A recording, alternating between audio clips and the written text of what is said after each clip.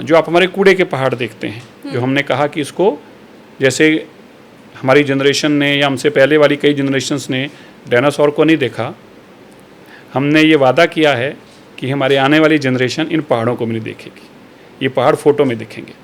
तो अब आप सोचिए कि क्या टारगेट कितने साल मैं बताता हूँ। हाँ, तो अब आप सोचिए कि इनमें से कितने मैट्रिक टन निकल रहा है। तो 13-14 हज़ार मैट्रिक टन तो रोज हम जनरेट कर रहे हैं, एक तो हम उसको वो मैनेज करते हैं। हाँ। इसमें से हम 30 से 35 हज़ार मैट्रिक टन कूड़ा रोज ट्रम्बलिंग के माध्यम से प्रोसेस करके इस कूड़े को हम ख़त्म करते हैं। अब सोचिए उस कूड़े को हटाना, उसके लिए कितनी मैन फोर्स लगी हुई है, कितनी गाड़ियां लगी हैं, कितने ट्रक लगे हैं, कितना, तो इतना बड़ा मैराथन ये जॉब है जिसको सरकार इतने स्मूथली ऑर्गेनाइज कर रही है कि किसी दिल्ली वाले को परेशानी भी नहीं होने देती। ये लगता है, देखिए जब भी आपको चीज़ कहते हैं, ऐसा नहीं है जो सरकार आई है इसकी मॉनिटरिंग मोदी जी तक करते हैं। जिस सरकार की मॉनिटरिंग मोदी जी खुद करते हों, अब सोचिए सरकार को कितना काम करना पड़ता होगा। ये तो आप सब लोग देश जानता है कि उनकी वर्किंग किस तरह की है। हाँ। माइक्रो लेवल पे वो काम देखते हैं। क्लास भी लगाते हैं? नहीं, क्लास तो जब आपको एक जिम्मेवारी दी है तो परफॉर्म तो आपको करके देना ही पड़ेगा ना, उसमें तो कोई डाउट ही नहीं। जो भी नहीं करेगा उसकी क्लास तो लगनी है। परफॉर्मेंस बेस्ड है, और वैसे BJP based party performance based है, तो इसलिए दिल्ली का चैलेंज कोई छोटा नहीं है। लेकिन हाँ, उस चैलेंज को बीजेपी ही कबूल कर पाई है, वरना पहली सरकारें क्यों ना कर पाई। 10 साल तक केजरीवाल जी रहे, क्यों ना पहाड़ कूड़े के हटा पाए। 10 साल तक वो रहे, क्यों ना हवा साफ कर पाए। 10 साल तक रहे, क्यों ना यमुना जी साफ कर पाए। 10 साल तक रहे, क्यों ना साफ पानी लोगों को पहुंचा पाए। 10 साल तक क्यों ना सड़कें बना पाए। तो ये कारण है कि बीजेपी का थॉट प्रोसेस काम करने का है, इसलिए इतनी तेजी से काम शुरू हो गए हैं। सर, अरविंद केजरीवाल से भी जब यही सवाल पूछा जाता था जो मैं आपसे पूछ रही हूँ, तो वो भी यही कहते थे कि क्यों नहीं शीला दीक्षित कर पाई, क्यों नहीं कांग्रेस सरकार कर पाई, उन्होंने क्यों नहीं यमुना साफ किया। वो नहीं कर पाए ना, हम तो नहीं देख पा रहे। हाँ, तो ऐसा हम करेंगे। हमने ये नहीं कह रहे कि वो नहीं कर पाए, हम भी नहीं करेंगे। आपने मेरे से एक सवाल पूछा था, जवाब बीच में रह गया। तो आपने मेरे से पूछा, हमने अपने 5 साल की टर्नओवर में ये कूड़े के पहाड़ को 0 कर देंगे। आपके रहते रहते होगा, अब 4 साल ही बचा है। हम उससे भी पहले करेंगे। आप कहिए 3 साल बचा है। हाँ। मैं कहूँगा उससे भी पहले करेंगे। अगले 2 साल में इसका हमारा टारगेट है। जबान दे रहे हैं आप। अगले 2 साल में हमारा टारगेट है। जो हमारा अभी वेस्ट आ रहा है, हाँ, उसमें से हमारा तकरीबन 3,000 मैट्रिक टन वेस्ट हमारा फिर अभी डंप यार्ड पे जा रहा है। हम बाकी तो 8-9 हज़ार मैट्रिक टन को तो प्रोसेस कर पा रहे हैं, लेकिन 2-3 से 3,500 हज़ार मैट्रिक टन अभी भी हमारा लेगेसी वेस्ट बन रहा है। अब हमारा बस वही चैलेंज है कि इसको साथ साथ हटाना है, तो 3,500 को भी हटाना है। हम मान के चलते हैं कि 2 से 3 साल के अंदर इसको 100% खत्म कर देंगे। बिफोर दैट खत्म कर देंगे। मैं आपको बहुत लास्ट स्टेज की बात कर रहा हूँ। और मुझे लगता है इसके लिए तारीफ होनी चाहिए सर की, कि अगर वो बिल्कुल डंके की चोट पे कह रहे हैं, हालांकि सर लोग सेव करके अब रखते हैं और फिर आगे सवाल नहीं, हम तो खुद ही कह रहे हैं ना, कौन सा आपने हमसे जबरदस्ती करवा दिया। ठीक बात। हमने तो आपने हमसे पूछा कि मैंने तो 5 साल से शुरू किया, आपने कहा 4 साल रह गए, मैंने कहा उससे भी पहले करके देंगे। हाँ। तो देखिए हम कर रहे हैं। और मैंने फिर से दोबारा बताऊं, 30,000 से 35,000 मैट्रिक टन कूड़ा रोज प्रोसेस करके लेके जाना। थोड़ा हमें बताइए ना सर, ये कैसे हो रहा है? मतलब ऐसा होता है वहाँ पे। हाँ, इसमें मतलब से लोग ये ना सोचें एक जगह से कूड़ा उठा के दूसरी जगह तो नहीं। वो बताने लगा। हाँ। इसमें से 3 चीज़ें निकलती हैं। इनहर्ट निकलती है, एक इसमें से जो थोड़ा धूल मिट्टी है और कोई कंकर आ गया, उसकी एक सॉलिड जो चीज़ निकलती है इनहर्ट, वो हमारा चले जाता है NHI की सड़कों के लिए। फिर हमारा इसमें से फ्यूल निकलता है। वो फ्यूल जो है वो हमारी यूपी की इंडस्ट्री और इधर की इंडस्ट्री हमसे खरीदती है, वो फ्यूल के काम आता है। तो मकसद क्या है कि इसमें से वेस्ट ना रहने दें, इसको डंप, इसके अंदर वो चीज़ इसमें से निकाल जाए जो काम हो सके, उसको इस प्रोसेस करके। तो ट्रम्बलिंग मशीन लगती हैं, तो पहले वो इसमें से इनहर्ट जितना निकलता है, हार्ड मटेरियल जो निकलता है उसको अलग से निकालते हैं। फिर जो सॉफ्ट मटेरियल है उसको प्रोसेस करते हैं, उसमें से फ्यूल निकालते हैं और उस फ्यूल को फिर हम बाहर बेचते हैं। तो इस तरह से इस कूड़े को ख़त्म किया जा रहा है। और ये अगर पहले की सरकारों ने सोचा होता तो ये लेगेसी वेस्ट बनता नहीं। हम अगर साथ साथ में प्रोसेस करते रहते तो ये लेगेसी वेस्ट न बनता। हम आज जो आपको बता रहे हैं 30,000 मैट्रिक टन रोज़ 35,000 30,000 उठाते हैं, वो हमारा नहीं है, वो 10 साल का केजरीवाल जी का दिया हुआ कूड़ा है। हमने वहाँ पे सुंदर प्लांटेशन करके वहाँ पे गार्डन बनाने का काम शुरू कर दिया है। ये अपने आप में अद्भुत है। इसको कहना और करने में इतना ही अंतर है।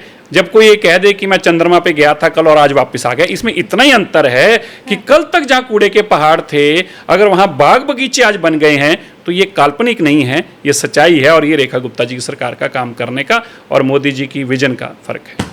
मुझे लगता है हम भी अगर इसमें थोड़ा सहयोग कर पाए। आप एक बार आइए ना, ये आप अपने पॉडकास्ट में मैं आपको आग्रह करूंगा, मैं अपनी टीम आपके साथ भेजता हूं, आपको जरूर दिखाना चाहिए कि कूड़े के पहाड़ को ख़त्म करके जो समतल ज़मीन के ऊपर हमने अपने प्लांटेशन लगा दी है, आपको एक बार डालनी चाहिए बीच में, लोगों को पता तो चले क्या अंतर होता है सरकारों में। ठीक है सर, आपने कहा है, हम ये करेंगे, हम वो तस्वीर लोगों तक ज़रूर पहुंचाएंगे। धन्यवाद। एक चीज़ जो मैं बहुत महसूस करती हूँ, हालांकि आपका डिपार्टमेंट है नहीं, लेकिन मेरा दर्द है तो मैं आपको बता दूं कि हम जो इतना ऑनलाइन सामान खरीद रहे हैं ना सर, घर में उससे भी इतना कूड़ा इकट्ठा होता है।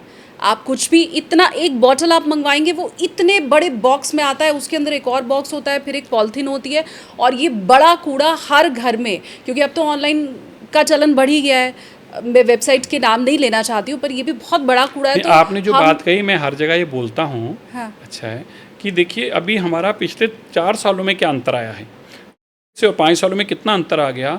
अगर हम प्री देखें, प्री क्या अंतर है, में लोगों पे घर जो खाना आता था वो डिलीवरी जो थी वो लिमिटेड थी बहुत, वो एक पर्टिकुलर फ़ोन करके एक रेस्टोरेंट से कोई डिलीवरी आती थी और वो लोकल, आपके लोकल मोहल्ले के थे। अभी जैसे ही ये जितने बड़ी सारी कंपनियां आई तो अभी हर घर में ज़ोमैटो और ये सब चीज़ों ने घर घर पहुँचाना शुरू कर दिया। तो आप सोच के देखिए कि आज दिल्ली के अंदर हज़ारों क्लाउड किचन्स हैं, हज़ारों, और लाखों लोगों के पास ये खाना पहुँच रहा है। तो डेफिनेटली एक कल तक जो एक कल्चर था कि सब्जी खरीदी और घर पे वो बन गई, वो तो आज भी उसी तरह ही आ रही है, वो उसी तरह आ रही है। लेकिन 3 लोग अगर घर के हैं तो 3 लोगों का अलग अलग टेस्ट है, अलग अलग खाना भी आ रहा है। ठीक है, हम मॉडर्न जमाने की तरफ बढ़ रहे हैं। सिर्फ खाना नहीं सर, मिंत्रा, अमेज़न, फ्लिपकार्ट, नहीं मैं आ गया तो मैं खाने की खाली बात कर रहा हूँ। हाँ। तो खाने में आप देखिए हमारा कितना बड़े रिसोर्सेज लगते हैं, बड़े बड़े ट्रकों में सामान आता है, फिर वो क्लाउड किचन्स हैं, वो इतनी एनर्जी कंज्यूम कर रही हैं, फिर उसकी पैकिंग है, फिर वो पहुँचाने का एक प्रोसेस है घर तक, वो भी फ्यूल कंजम्पशन है, फिर उसके बाद घर पहुँच गया तो जो जिस पैकिंग है जिसको, वो भी सारी पेपर और वो भी हमारी चीज़ों को वेस्ट करती है। और उसी तरह ही बाकी कंपनियाँ जो आज वेस्ट हाउस होल्ड्स को पहुँचा रही हैं या जितने भी ई प्लेटफॉर्म्स बन चुके हैं, तो उनसे डेफिनेटली कई गुना मल्टीफोल्ड इसीलिए बढ़ता जा रहा है। राइट।